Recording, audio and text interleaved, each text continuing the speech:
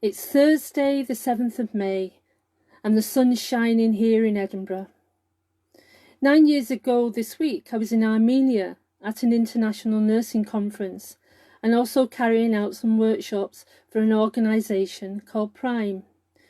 Prime is a Christian organisation made up of healthcare professionals who partner with medics from all around the world to support them in educating different people. I'd been to Armenia twice the year before for a total of 3 weeks. I knew where I was staying, I knew who I would meet, the people, but it was always an adventure wondering where I'd be staying. It was great fun, and despite the language barrier, with the aid of a translator and very loud non-verbal communications, I was able to form relationships with the people that I met. I have very fond memories of my time there, and especially joining together with 400 nurses from different countries on the 12th of May, which is International Nurses Day and Florence Nightingale's birthday, when we all came together and we sang How Great Thou Art. It was just so wonderful. One of the things that people ask me when they hear I've been to Armenia is, where is it? Geographically, it's at the top of Iran to the right of Turkey, but you can also find it in the Bible. In Genesis chapters 6 through to 9, we read of Noah and the flood.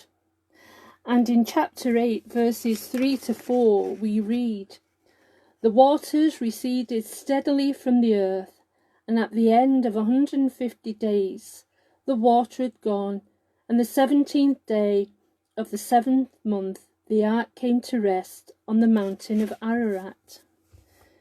The mountain came under Turkish control during the 1920 Turkish-Armenian War. But the Armenians are still proud that it's part of their history, and the people relate to it even today. The closest I came to it was on a visit to the town of Ararat, which is on the border with Turkey. You have a good view of the mountain, where it's supposed that remnants of the ark can still be found.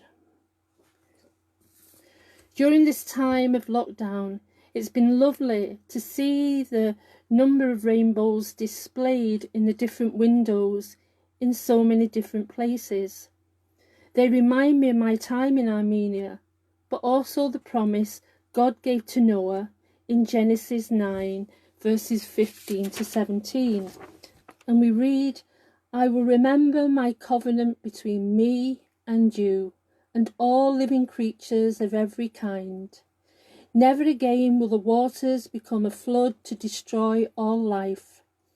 Whenever the rainbow appears in the clouds, I will see it and remember the everlasting covenant between God and all living creatures of every kind on the earth."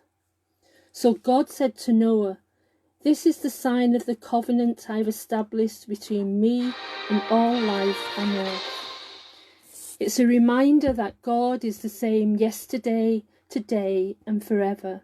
He's with us always, especially in the times that we've been going through.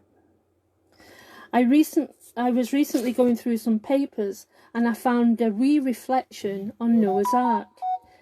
Everything I need to know I've learnt from Noah's Ark. 1. Don't miss the boat. 2. Remember, we're all in the same boat. 3. Plan ahead. It wasn't raining when Noah built the ark. 4. Stay fit. When you're 600 years old, someone might come and ask you to do something really big. 5. Don't listen to critics. Just get on and get the job done. 6. Build your future on high ground. 7. For safety's sake, travel in pairs. 8. Speed isn't always an advantage.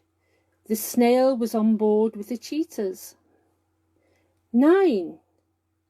When you're stressed, float a while. 10. Remember, the Ark was built by amateurs, the Titanic by professionals. 11. No matter what the storm, when you are with God, it's always a rainbow waiting. This is just some light reflection in these days of stress.